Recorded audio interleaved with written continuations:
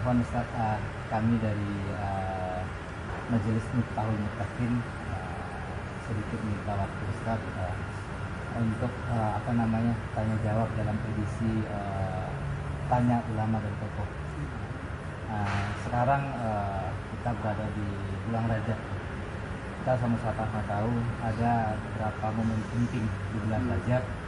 Yang pertama itu Isra Mi'rajnya Nabi Muhammad SAW. Yang kedua, kalau tidak salah itu perang Tabuk. Yang ketiga, penaklukan Al-Quds oleh Panglima Salahuddin Al-Ayyubi. Yang terakhir, pembubaran institusi kepemimpinan Islam itu terjadi di bulan Rajab.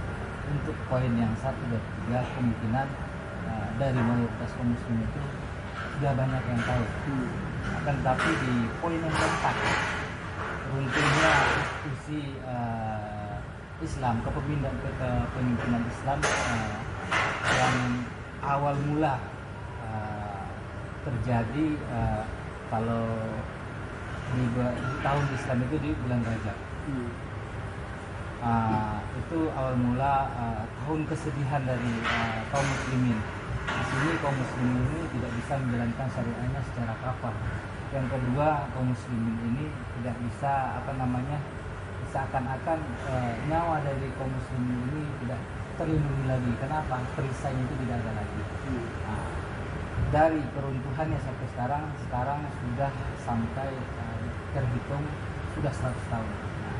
Jadi di sini kami menanyakan bagaimana pendapat Ustadz sebagai seorang ulama tentang perkara ini. Bagaimanakah saran Ustadz kepada kaum muslimin yang lainnya terkait perkara ini? Kenapa? Karena kita sudah sekian lama tidak dipimpin oleh umat Islam. Apa dari Ustadz? Baik, assalamualaikum warahmatullahi wabarakatuh. Alhamdulillah, ada pertanyaan yang menurut saya sangat luar biasa itu pertanyaan, karena mungkin di tempat lain atau di kajian-kajian biasa tidak akan muncul pertanyaan ini. Tapi intinya begini, ketika Rasulullah SAW menyebarkan risalah dakwah Islam dengan panji Al-Quran dan Sunnah itu merupakan pegangan yang sangat kuat, dan Rasulullah sudah meletakkan fondasi dasarnya yang sangat fundamental, itu sudah tahu semuanya. Namun ketika dalam aplikasinya, dalam prakteknya, karena kan ini berkaitan dengan manusia, dasarnya udah bener nih, dalilnya udah ada nih, dasar hukumnya ada nih, kayak kitab undang hukum pidananya udah ada, udah bener nih. Cuma ketika ada orang-orang yang melaksanakannya, disinilah terjadi.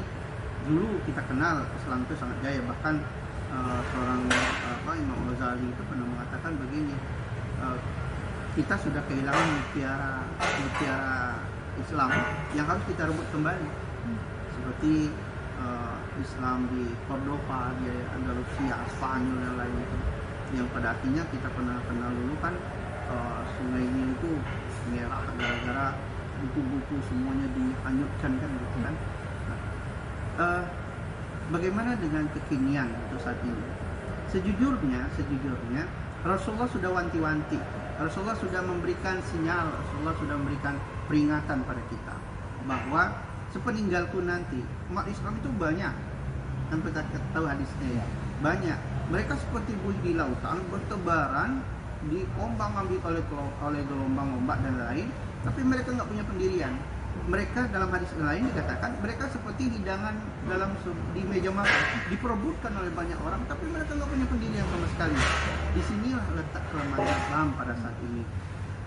Tetapi kita tentu sebagai orang Islam tidak mungkin akan mencari terus atau berada terus dalam kelemahan itu.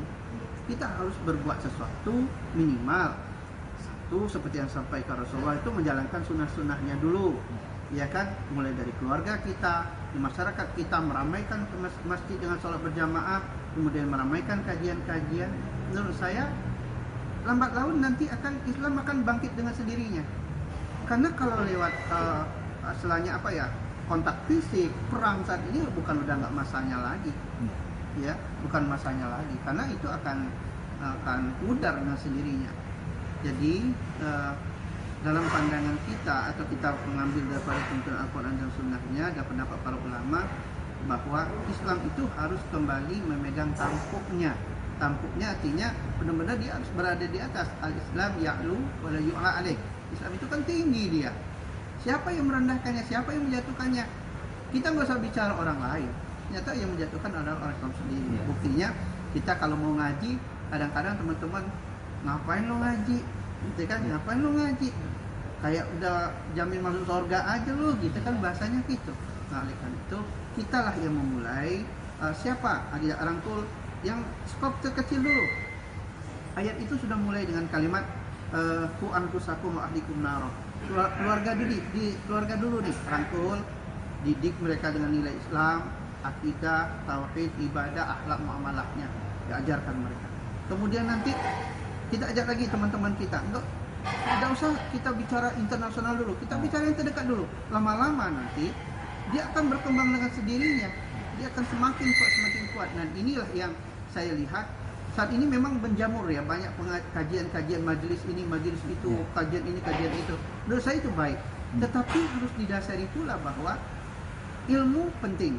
Ilmu penting. Ini wahai umat Islam saya katakan, ilmu penting. Tapi adab jauh lebih penting. Kalau kita bicara ilmu, kalau bahasa tafsir ini, setan itu ilmunya lebih tinggi daripada kita. Setan itu, tapi dia gak punya adab, gak punya akhlak. Nah, jadi kita boleh belajar dimanapun, pada guru siapapun, kitab apapun yang kita baca silakan saja, terbebas dari perbedaan pendapat. Tapi ketika ada adab, akhlak, itu yang kita tonjolkan, maka orang akan mengatakan you get man, baik.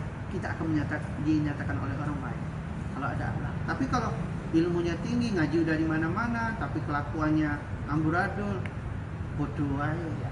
Yang terakhir Ustaz, pesan Ustaz untuk kaum muslimin dan terutama para pemuda, apa yang kontribusi apa yang harus mereka lakukan untuk Islam sekarang ini?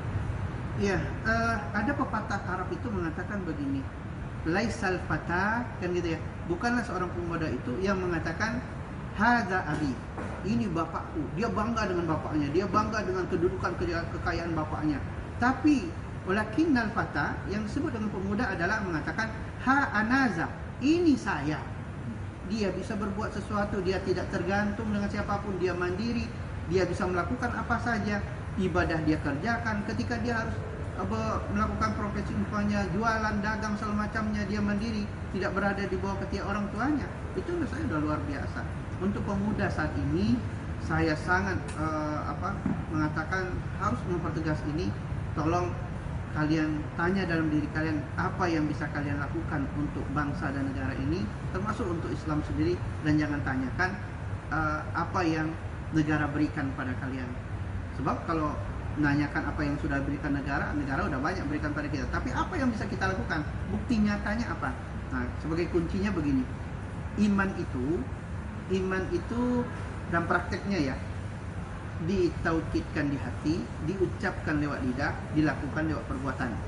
Dalam semua aspek itu berlaku itu. Artinya, sebagai seorang pemuda, pengen nggak berbakti pada bangsa negara ini? Pengen berbakti kepada umat, pada Islam, menegakkan syariat Islam, pengen, udah di hati, diucapkan, pengen banget, semangat. Tapi apakah sudah melakukan sesuatu? Berarti kalau belum, berarti nggak cukup imannya. Harus 3 hal itu ada, ditaukidkan di hati, diucapkan lewat perbuatan, diucapkan lewat mulut, kemudian dilakukan lewat perbuatan. Nah, insya Allah itu bisa. Oke Ustaz, jazakallah khairan Ustaz atas jawabannya. Kami terima kasih banyak atas kesempatan yang saya berikan. Mudah-mudahan ini bermanfaat untuk kita bersama dan pemuda-pemuda yang di luar yang lainnya. Insya Allah. Ya, mungkin itu saja Ustaz ya. Assalamualaikum warahmatullahi wabarakatuh. Waalaikumsalam. Waalaikumsalam. Betul.